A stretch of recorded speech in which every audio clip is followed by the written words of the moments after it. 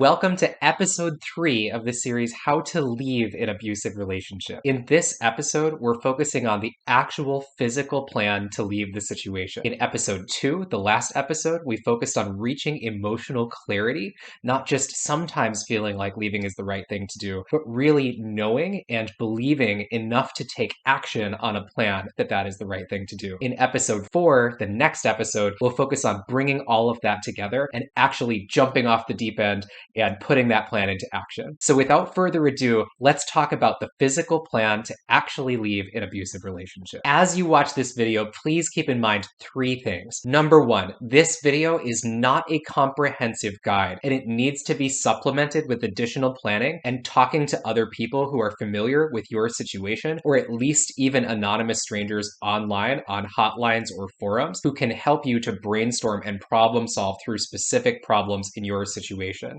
Although I can give you a really solid starting point and some good ideas and best practices, because this is a video, there are so many different situations that might come up for you. It's not possible to make a full guide that can tell you how to handle each of those. I think it's better to give a really helpful starting point and then let you take it from there as you continue to plan. Number 2, this will be a long video. Normally, I try to keep it to the point. In this video, I'm going to let it go longer and just try to put as much detail as possible in there so that you can listen to it and make sure that your plan is taking into account those factors. Number 3, and finally, making a plan is hard. It often is something that feels worrisome, nervous, scary, and you won't necessarily feel like you have the right plan right away. Often there are very difficult problems that you have to think through how to solve. But if you don't feel very confident as you're working on your plan, please keep in mind that is okay, and you don't need to finish the whole thing right away. If it helps you,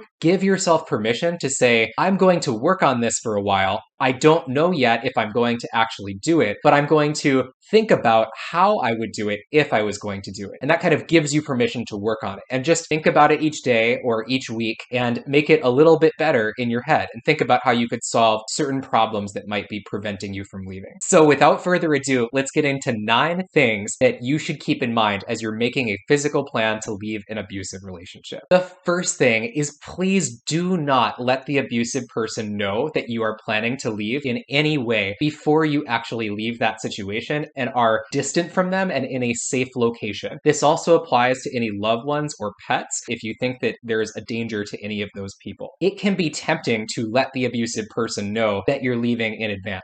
For some people, they feel like that's the way that you're supposed to end a relationship, is you let them know in person. In this case, I don't think that's a good idea, even though in general, that is the way that I would approach ending a relationship. The reason it's not a good idea is abusive people have created a situation where it is not safe to have that conversation in person. Often they're at their most desperate and manipulative and unpredictable when they feel like they are losing the target of the abuse. So if that's someone who's been physical before, they may act physical again in that situation. If that's someone who's been threatening or manipulative before, they may be at their maximum threatening or their maximum manipulation potential when you are actually leaving and they feel like they're losing you. They may even be able to take steps that actually prevent you from leaving and to make it harder for you to leave in the future. So please do not let them know in advance. Wait until you and anybody else involved are in a safe and distant location. The second piece of advice about your physical plan to leave the situation is that it should not involve physical confrontation with the abusive person in any way, except as a desperate last resort that ideally would not be part of your plan at all. Even if you think that you have some kind of a tool, such as pepper spray or something else that might help you in that situation, it is not a good idea to engage in a physical confrontation because that situation is inherently unpredictable. The human body is fragile. Abusive people can be desperate, and you don't know what's going to happen. Your tool might work, it might not. If it doesn't work, or if things don't happen the way that you plan, you really don't want to sustain an injury, permanent head injury, anything to happen to anybody that you love or you in that situation. So if you're making a plan, please try your absolute best to make sure that it does not involve any physical confrontation with the abusive person. And the third thing to keep in mind is that your plan should not require a certain action from law enforcement or the courts in order for your plan to be successful. The reason for this is that that you don't always know what's going to happen with law enforcement or courts. Sometimes you might expect they would take a certain action, and then something else other than what you expected happens. So for example, if your plan is to call 911 and hope that that's going to lead to the police arresting the abusive person or removing them from the situation, maybe that's what will happen, and maybe that's not what will happen. If your plan is reliant on that, and then that doesn't happen, you might not be in a good situation afterwards, and you want to make sure that you're planning for the contingency that what you're expecting doesn't happen. So I'm not saying that you shouldn't take legal steps or contact law enforcement. That's not what I'm saying at all. What I'm saying is that your plan should involve you being safe regardless of what those entities decide to do about the situation. So make sure that you're not assuming that they're going to act in a certain way in case they don't follow through on your expectation. The fourth thing to do is to make your 3-day plan for where you're going to sleep, how you're going to fulfill any obligations that you have, like your job, where you're going to go for food and basic needs, and also how you'll take care of those things for anybody else who you are a caretaker for, human or animal, in that situation. Now, everyone's 3-day plan will be different, and the next 5 things in this video are all going to be different items that you want to consider as part of your 3-day plan. If you think back to the start of the video when I said this can't be a comprehensive guide, and you're going to need to fill this in with further thought and further conversations with others who either know your situation or who are on hotlines or anonymous help online, this is one of those areas where, because of all of the specific factors involved, like whether you have a car or whether you have a job or whether the abusive person has taken all of the money and put it in a separate account so you don't have access to money. There's just going to be different challenges that you might have to deal with, and also different cities or states or countries that you live in. And so your 3-day plan is going to be very specific to you. For me, the 3-day plan involved first leaving safely at a time when the abusive person was not aware that I was leaving. Number 2, going to a hotel, which I was fortunate to be able to pay for and have access to, and then filling out the paperwork in the state that I lived in for a domestic violence restraining order, and then filing that the next day with the courts. I also had to plan for both situations. One is that the restraining order was granted, which would help protect everybody involved in that situation. And number 2 is that it was not granted, or that it was only partially granted. It was important to plan for that as well, because again, you don't always know and you can't always rely on what will happen with orders or law enforcement or any of that. As you work through the rest of this video and work on your 3-day plan, if you don't have someone in your life who can help you brainstorm with this, I encourage you either to call hotlines that exist in your area, like the National Domestic Violence Hotline in the United States, or to go on anonymous forums like reddit.com, reddit.com, where there are subreddits and subforums for domestic violence and abusive relationships. And there are literally people who, if you post, will often just help you anonymously brainstorm through your situation. Often, there are resources available that people don't even know exist, either through nonprofit entities or legal options that people aren't aware of. And I'm not a lawyer, not giving legal advice. I'm just saying sometimes when people think through their options, they're not really considering the full option set because they're not aware of that. That's one of the biggest reasons it helps to talk to other people, because they might make you aware of certain resources that you can take advantage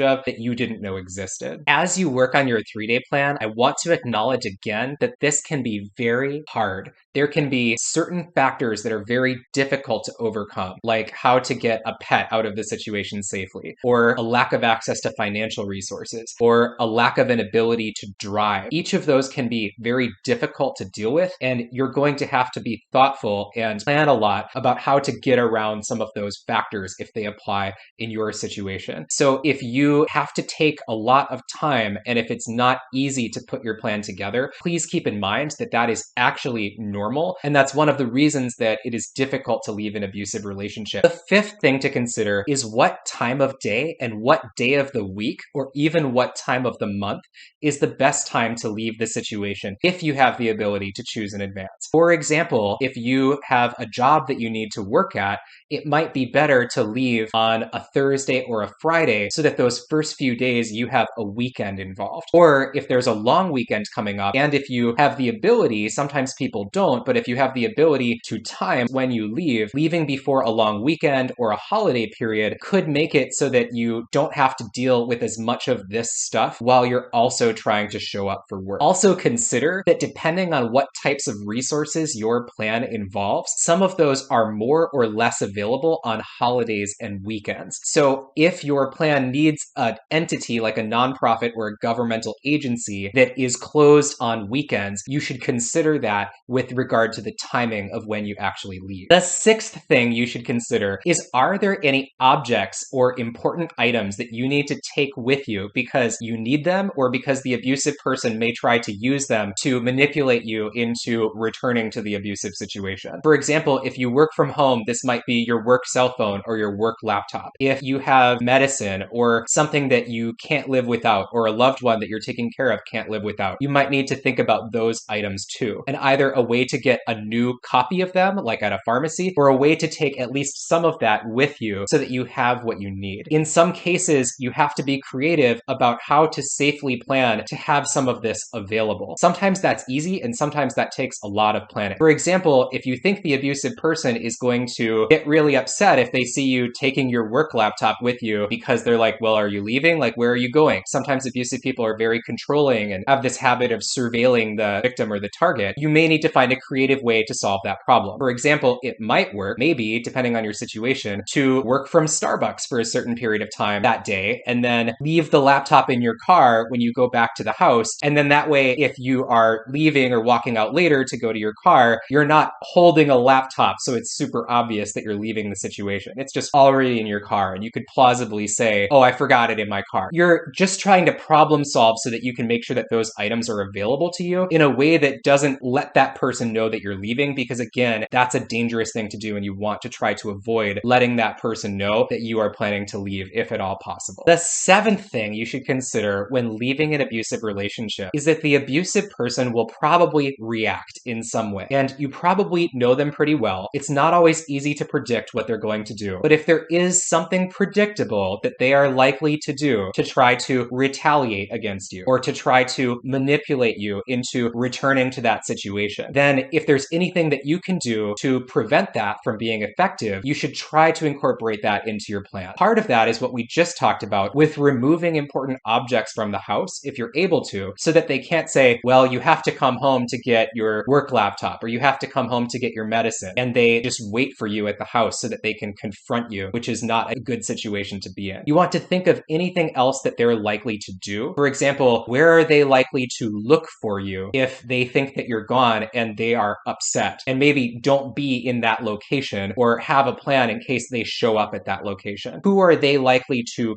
call to ask where you are? And can you make sure that those people either don't know where you are or that they do not give that information to the abusive person? You need to think about what the abusive person is likely to do if they've realized that you've left, and make sure that you're trying to protect yourself from that as much as possible. The eighth thing you should keep in mind is, and this is one of the most important, is to ideally incorporate permanent steps into your plan to leave. One of the number one problems with plans to leave an abusive relationship is that the target or victim ends up going back to that situation for a variety of reasons. I have been guilty of this myself several times. There's a statistic out there on the internet that the average person who's leaving an abusive situation goes back 6 or 7 times after trying to leave. I don't know if that's a true statistic, but based on the conversations that I've had with people who have been in that situation, it is a common thing. One of the problems in this situation is willpower. What often happens is the abusive person is promising to change very convincingly and also using manipulative tactics, a mix of positive manipulation and negative manipulation, to try to get the target to return to that situation. You know what these things are if you're in that situation. It's either them acting super loving and nice and promising to change, promising to be the perfect boyfriend, girlfriend, husband, wife, family member, whatever it is, or it's scary stuff. It's like, I'm going to do this to you or your pet or your family, or I'm going to take revenge in this way if you don't come back to the situation. situation. So why is it about willpower? Because these things can wear down your willpower even if you originally felt confident that leaving was the right thing to do. How do you take willpower out of that situation? By taking permanent steps. An example of a permanent step would be something like telling friends and family and loved ones about what's been going on in the situation and telling them that you've left that situation. If you have supportive people that you think you can tell, you can't untell them, and that's going to create a lot of positive social pressure for you not to return to that situation. Another example would be filing a police report. It's something that, regardless of whether it has a large impact on the situation, it's a permanent step because you can't take that back. And the more of these permanent steps that you can take, the less you need to rely on day-to-day willpower to not go back to the situation. Another great example of a permanent or semi-permanent step is to block the abusive person on all phones, texts, social media, all of that, because that prevents them from reaching out in the first place, and it makes it harder and less tempting for you to reach out to them. The idea is it helps you to maintain your willpower because you can do it in one burst of willpower. When you leave, you can use your willpower right then to take some of these permanent steps. It makes it harder to go back and start talking to that person. In some cases, you can't even take it back with some of these steps. And the ninth thing to consider when making your physical plan to leave an abusive relationship is what steps you can take in the medium term to get your life back on track if it's going to be disrupted by you leaving. This is kind of an extension of your 3-day plan, but it's thinking through, where could I find an apartment or a house if I'm living with the abusive person right now and my 3-day plan isn't going to change that situation. It's thinking through, if there are children involved, how is childcare going to happen in the medium term? Is there a relative or grandparents or daycare or school that can help? Are there other important factors besides your apartment and house or family obligations that you need to think through and unwind in the medium term? You don't necessarily need to figure all of these things out to leave the situation. That's why the 3-day plan is a 3-day plan, because often you can get out of the situation and then you'll have a lot more breathing room to really focus on these things. But it can be very useful to at least start to consider how some of these things need to change so that you have the ability to see what the future might look like. That can make the future a lot less scary. It can still be something that has a lot of uncertainty, but if you at least have thought through, okay, this is the basic direction how I'm going to take care of this part of my life, when I'm looking for an apartment or when I'm dealing with the house, it's going to help you to feel less stressed, even though it's still going to be very stressful probably. It's going to help you to be more able to take action on that plan. Keep in mind, you don't need to figure out all of these details right away. And if it's stressful and it feels terrible to think about the uncertainty involved in this situation, that is normal and you will get there. You can work on it a little bit at a time, and it's not supposed to be easy. There's a reason that it's often very difficult to leave, but you will be able to make it there, and it will be a life-changing change to numerous areas of your life, including your happiness, your relationships, your ability to just